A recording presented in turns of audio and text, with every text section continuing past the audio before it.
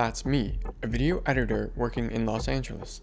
Recently, I've become concerned about how artificial intelligence will impact my job. In 2023, we learned that a machine taught itself how to speak to humans like a peer. And somehow, out of ingesting human knowledge, it's coming up with this reasoning capability. Machines will be capable of a lot of the cognitive work that humans do at some point. A industry-wide, or even like sort of just almost like a human development of technology-wide shift. With every great technological revolution in human history, although it has been true that the jobs change a lot, some jobs even go away, and I'm sure we'll see a lot of that.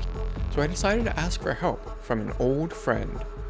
Dr. Spateful, my creative loves, please enter your name. REID, hello read. My name is Dr. Spateful. I am here to help you, so tell me about your problems. Do you enjoy being concerned they will steal your job? What are you mumbling about? If I am rude, then you must be out of your mind. I hope you also have a nice.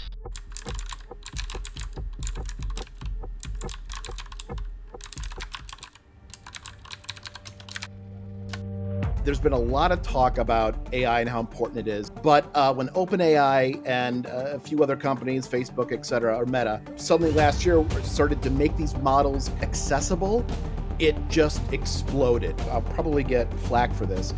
Things are changing. So we may see some kind of video editor next month that is great for YouTube, that's great for social media. But is that storytelling? Hello, I'm Reed Kimball, CEO of the JumpCut Conference. I'm here today to talk with Michael Kammes about generative AI and its incredible rapid growth recently, and what it means for motion picture editors and assistant editors. Hey Michael, great to have you here today. Would you mind telling everybody a little bit about your background in post-production? Sure. Michael Kammes. I'm a creative technologist. Been in the industry a couple decades. Started out as a purely creative sound editor for many years, and decided to get into the tech portion and kind of worked my way up the ladder from what they used to call desktop integration, which is building computers, all the way up to training, consulting, designing workflows, etc. Currently, I'm the Senior Director of Innovation at Shift Media, but I also was at Keycode Media, which is a systems integrator and reseller for 10 years. And I also worked at Bebop Technology, which was a cloud editing platform, or is a cloud editing platform. I also host a couple different podcasts, but the big one is my 5 Things web series, which kind of demystifies a lot of the concepts around technology in our industry. Yeah, so you have tons of experience, and I love the 5 Things show. Thank you. Awesome to have you here. Thank you for taking the time to talk with me about generative AI. And this stuff has been mind blowing for me. I don't know. I mean, maybe you saw this coming 5 years and you're like, okay, finally it's here. But it seems like every day this tech is blowing my mind and with the things that can be done and just how fast it's changing. Have you been able to keep up with it all? It's amazing. I haven't seen this type of innovation, especially in the public sector, for as long as I can remember. It's amazing. We used to call it cognitive services, right? Because we didn't want to call it AI because that was, the inevitable let's make a Skynet joke. So we called it cognitive services, and it was let's do facial recognition or grouping. Let's do speech to text, those kind of things that were only really possible in the cloud, and no one really wanted to pay for that. And we had hoped for years that that kind of technology would trickle down and would be more present in additional tools. And it didn't trickle down as much as we would like because you need a lot of horsepower for a lot of this. But when OpenAI and a few other companies, Facebook, etc., or Meta, suddenly last year started to make these models kind of, I don't want to say commercially available, but accessible, it just exploded. And I know there's been a lot of talk about AI and how important it is. There's been a lot of analogies to how important it is. Tom Scott, who's had a great series on YouTube for years, compared this to the early days of Napster, right? Like when that hit, it changed the music industry forever, but none of us could see how far reaching it was. My good friend Lucas Wilson said this is the advent of using AI and ML is going to be like before internet and after internet. Like that's how pivotal this is. And so I hope for everyone who's worried and scared, if you're into technology, lean back a little bit and just take in that you were here when, because that's what that moment is for us right now. Here's what I think is even more interesting. If Because if we took that notion of the personal computer and then suddenly being able to tell everyone in the world get a personal computer, right? Back then it was print media and it was mailers and it was television commercials. Now we have things like GitHub, right, where people are taking this one public model and saying, I'm going to retrain it, I'm going to tweak it, and then make it available to everyone in the world. So not only is this a completely pivotal sea change, but also it's happening at an exponential rate. Personal computers took a few years, in some cases 5 or 10 years, but this is overnight. Just in case people didn't catch it earlier, this tech is changing every day. So what you hear in this video may be outdated by the time that you watch it. Hopefully not. Hopefully we can get into the foundational elements and this video can be useful for people months, years down the road, but who But knows? maybe this isn't something you can dig your heels in and say and turn your head or put your fingers in your ears and say, I no, I can't hear you. We're not doing this. No, this is like the change from celluloid to digital. It's the change from color to black, or black and white to color. It's coming, and if you're not willing to adapt or take a really long look at your career and say, what do I want to do? If you're not willing to make that, to adapt, you're in a world of hurt. It's unfortunate that, people are forced to make this change whether they like it or not. But, hopefully there's opportunities. Hopefully people can shift their perspective and find opportunities that will then make their work and their life better and more enjoyable in some way. There's something that should probably be said, and I'll probably get flack for this, but our industry, despite the fact Hollywood is a kind of is risk adverse, our positions in this industry have always been in flux. We've always had to adjust our roles. Joanne Kim, I was on a panel with her a few weeks ago, and she was like, hell, grips used to blow their own glass, right? That's not done anymore, right? There are jobs that are constantly changing, evolving, being phased out, but then introducing new ones. So if you're upset that the industry is changing, this isn't something new. Our industry has always been transforming. And I know you're saying, well, Michael, you don't edit every day. So, you have no right to speak on this. I cut for a long time. I understand that what you can earn is based on your output. How much can I edit? How much can I cut? How much can I mix so I can go to the next client? And when you have to incorporate new technology, that slows you down. I get it, but that is something you have to learn to adapt to. So I was really curious, are you using generative AI in your own work? I was curious if you had some examples of how it's been useful for you in your work. Definitely. Probably not the same ways most people are using it.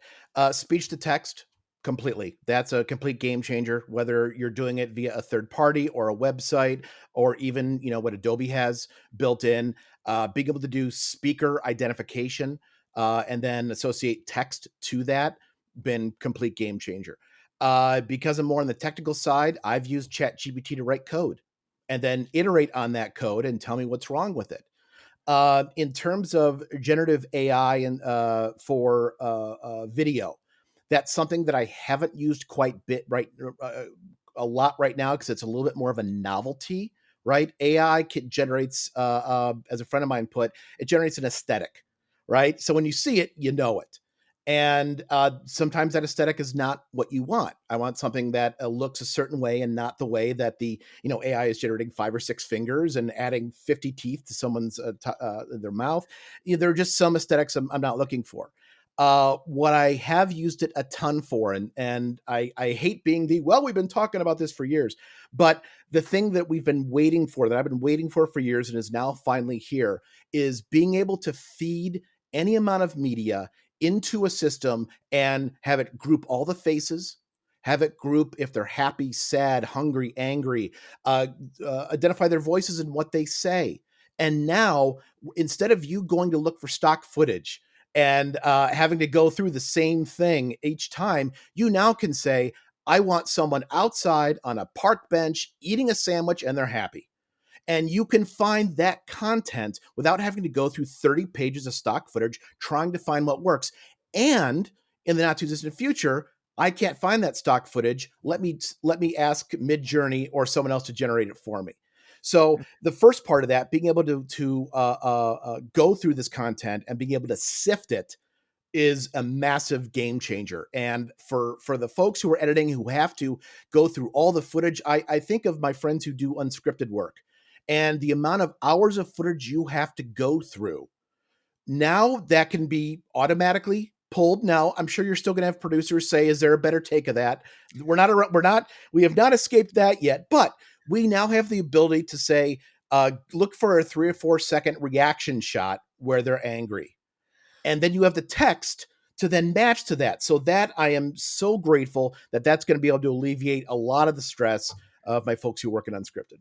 Yes, I'm with you 100%. I used to work on a Bravo TV series called Married to Medicine, and I had an editor ask me. It was a huge dinner party scene with probably at least 15, 20 of the cast members on the show and their friends and so on. They wanted me to go through every cast member and find reaction shots, happy, sad, laughing, and so on. I wanted to quit. I'm My sorry. condolences. That is a that I can't imagine having the chutzpah to ask someone to do that. Here's the other thing that we're not quite there yet, but as a former sound editor, I wish I had this when I was cutting sound. Everyone's aware of Frankenbites, right? Taking a long sentence, a long rant, and being able to condense it down to convey a thought in as little time as possible.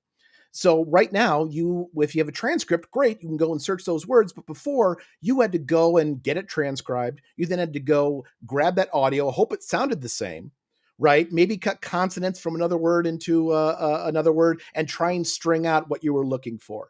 We're now at a point where we're just on the cusp of being able to say, I'm going to pay this company online. I'm going to feed it a minute or even less of dialogue, and it can generate that word or that phrase for me.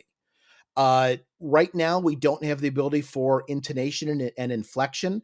I like to call it, if you like the Harrison Ford Blade Runner narration, right, which is just deadpan, you can do that no problem. But if you were to take my voice, for example, and I have a lot of intonation, if you use it on my voice, it does not work well at all. But in the next 12 months, you'll begin to see the ability to adjust intonation on the fly to create that. So the sound, the time you're going to save with Frankenbites alone, or even for Scratch VO, right? You don't have to have the talent come into the VO. You have their voice, and you can set the cadence how you want it. So when they come in, it's done in half the time. That would be amazing because on my current unscripted show, we're getting audio files from cast members in the field through their iPhones. And I mean, this is their ADR, this is their VO, and it's not high quality. I did turnovers for all 8 episodes, and almost all 8 episodes, the sound facility was like, "Hey, this quality sucks. Do you have something better?" So if we could feed some lines to a company that automatically generates it and it sounds exactly like that cast member and the quality as though they were in a studio, that would save the production and post and myself as an assistant editor tons of time so I can focus on other things. I've spoken to some of the major, what we call CSPs, cloud service providers. So Mhm. AWS, GCP, Google, and then Azure. And all of them have some form of voice cloning. Mhm. Not let's assign what the words I type to a fake voice, but how do I clone someone's voice? And right now, the big three kind of say that if you use our tools, it's great for voicemail and automated directions on hold type stuff. It's not for production feature film television usage. But and I won't name it. I've told the story before. There's a video with on one of the largest YouTubers in the world, and there's a video last year that has a scratch VO track from a voice clone, and no one's ever pointed it out. It has hundreds of millions of views. No one's ever caught it. No one's ever seen it, and it's sitting out there. And if you're not looking for it, it totally passes. So you're saying in some instances it's ready right now? I think yes, but you really got to choose the right voice and how you're using it. We've talked about some really great examples about how generative AI could be very helpful in post-production. My understanding of generative AI is that they're very good at predicting the next word in a sentence or paragraph, predicting the next pixel in an image. When I think about the work that video editors and motion picture editors have to do, it seems to be a lot more nuanced and complicated than just predicting what the next shot is going to be. It's evaluating the meaning communicated within a shot. The actor's performance, information contained within a shot. Maybe it's a broken window, the cinematography of a location, mood. Editors try to create mood through shot selection, music, sound effects, and even the pacing of the shots. And empathy. Editors need empathy in order to connect with the characters of this story so that they can tell the story authentically and also have empathy for the viewer so that the viewing experience is the best possible that it can be. So it just seems like the work that video editors do is fundamentally different. Again, I could be wrong. I could be thinking about it incorrectly, but it seems to be fundamentally different from what generative AI is very good at, which is predicting the next thing in a series of instances. And it's a puzzle. Video editors are working with a puzzle, and they're finding the right pieces that go into that and building from there. Things that AI is good at is repetition and, as you mentioned, predicting. So things that you probably don't like about your job, organizing, sorting, tagging. Something that's become a huge issue now, localization, which is taking content that was made for one market and repurposing it for foreign language, other locations, cutting out scenes that don't fly or things that are against cultural norms or that violate social taboos. Those are the things that AI is going to be good at, right? And then taking it to the next level by okay, we're changing the language. We have to overdub with the AI, and then we have to change the pixels on the mouth to match what's being said, right? So there's those things. Uh, but as Katie Henson says, computers aren't creative, right? So everything they're going to do is going to be based on what's been done prior or by somebody else. So while there isn't a mathematical formula or model for someone's gut, if you were to feed it everything that Hitchcock ever did, you'll probably get something that, okay, the lighting and the pacing, it's kind of like it, but there isn't that attention paid unless there's a mathematical probability to it. So I think unless editors are paint by numbers, right, which I think some of us have sometimes cut things where it's like, I just need to hit the beats, get out, move to the next project.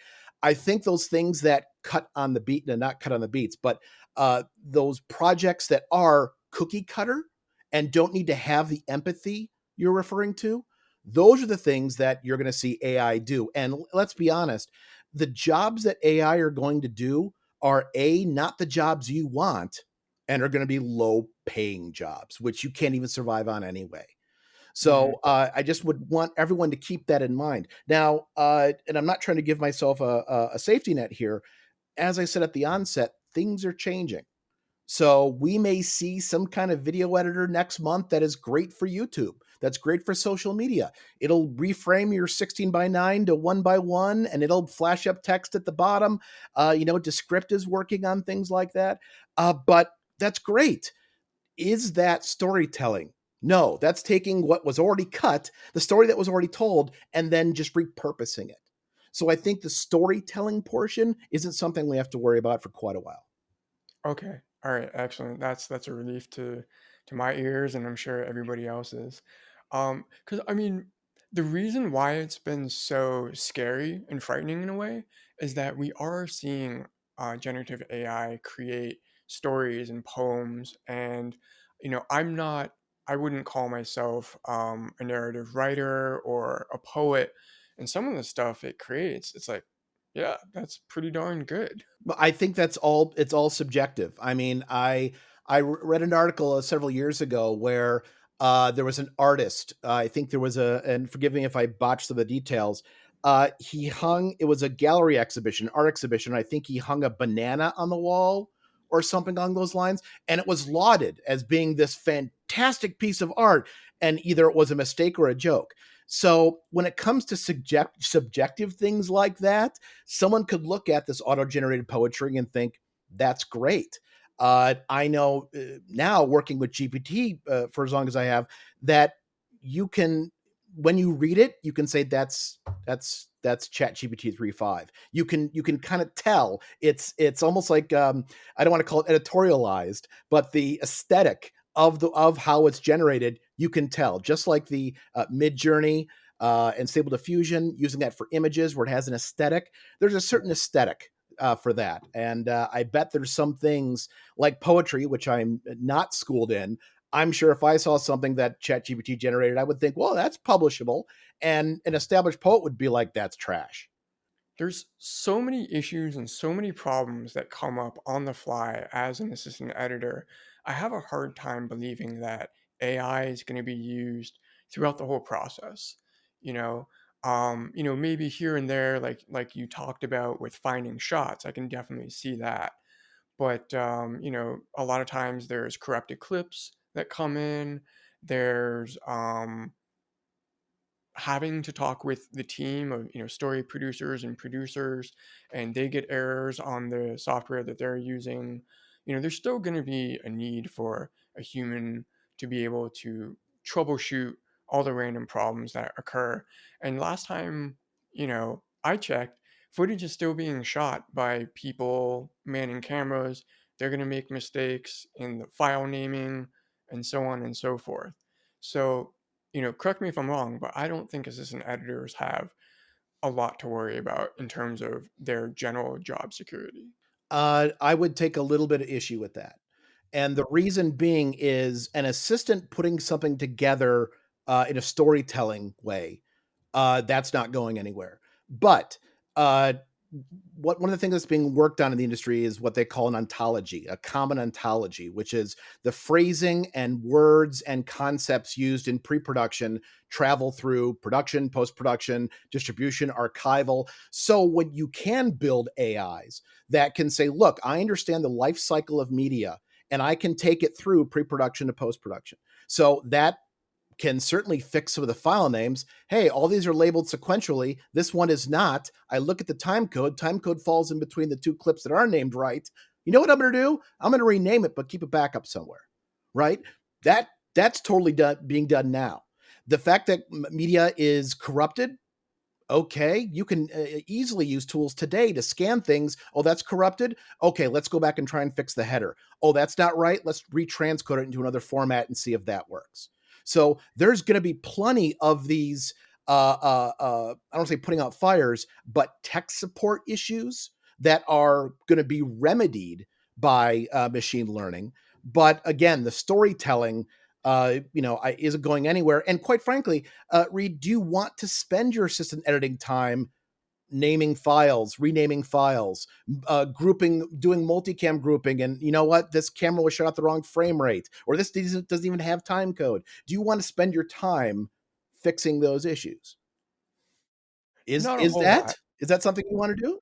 There are some instances where grouping footage is a fun problem to solve. Mhm. However, I'd probably be good with that for like a short amount of time in a project rather than the months and months that I have to do for a project. And it does get tired after a while.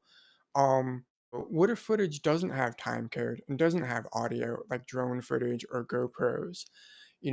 That's something where in order to solve how to group that kind of footage, I have to look at the footage itself, understand the context of like, well, these people are leaving a building, but they're leaving the building for a second time, and so therefore I need to place it in this point of of the sequence that I'm trying to group. And um, do you know if AI would be able to problem solve in that kind of sense? Well, I'd probably want to get more information on that. But if we're talking about like multicam grouping, right? Even if there's no time code, being able to say, look, these two people whose faces I identify are in the same place. They're both outside. The audio, I can hear the same thing, even though it doesn't sound exactly the same. I hear the same thing. Also, because of the metadata on the media, I know where they're geolocated. You know what? These probably need to be put together as a multicam. Okay. Or you do things like Color Lab AI, which is a fantastic grading tool that uses AI, is it will understand the camera science and say, okay, this was shot, let's say, in Airy Raw. I'm going to apply a Rec 709 LUT, but I'm now going to give you 5 preset looks. Which one do you kind of like more? Okay, you like this one? Great. So it's giving you options. So when you talk about the decisions that have to be made by an assistant, do I want to use this here? Do I want to use this here? The AI would give you several options and say, are these anything that you like? You like any of these? And it can guide you. So that certainly is not far away. Okay, all right, good to know.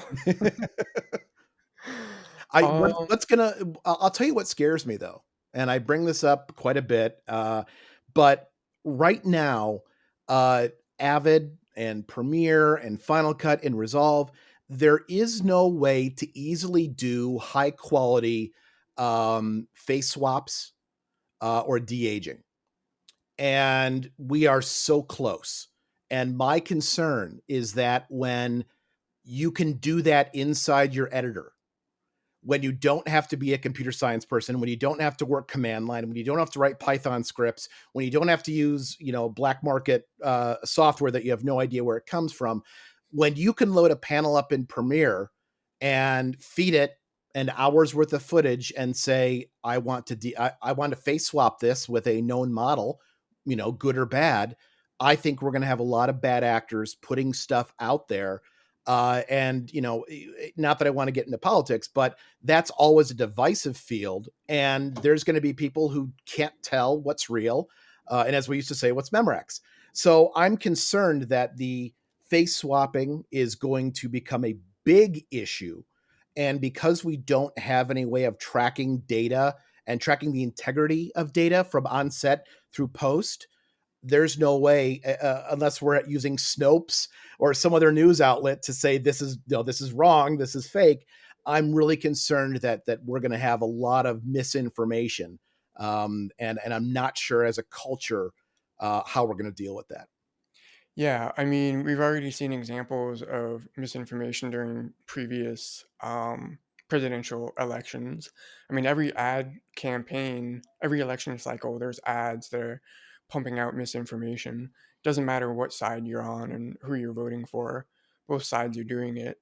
That's definitely a fear. And then most recently, I think it was a week or two ago, the Pope was shown in some sort of elaborate Puffy coat. jacket, white puffy jacket. Yeah. And, some people were fooled by it. Is that the same thing as deepfakes, or is deepfakes different? Well, they're both sides of the same coin. You can do a deep fake or you can do a face swap, and deep fake can do areas of the face or the whole head, whereas face swapping is a little bit more focused. You can do both, and I'm not going to give anyone the recipe, but there are ways to do it. It's not extraordinarily difficult. You need to have a good sample size of content to train the model, but it's not difficult. The issue that a lot of us are going to run into trying to use AI locally is that it's expensive. Right now, if I want to use Chat GPT 4, I messed around with it for a task that I had 2 days ago, and I think I asked it 15 questions, I think, and it cost me 75 cents because it does per API call. Now, that's just text. What if I'm now saying, look, here's an HD file. I need 10 seconds of this shot with a face swap. The computational power needed for that is astronomical. And you're not going to have many people who have a $50,000 machine on premises with 5 graphics cards and accelerators to train and do this. So luckily, right now it's you got to pay for it, and that's going to make things a little bit less attainable. But as models get more concise and more specific, this will start rearing its ugly head, most likely before the year is out. Yeah. I mean, you said it right there, before the year is out. That's months away. Yeah. What resources do you recommend people use to stay on top of their developments? Wow, that's a great question. It keeps changing. It changes, I swear, on a daily basis, and I don't have one source of information. I subscribe to a bunch of newsletters, and that for AIML, and I get bits and pieces.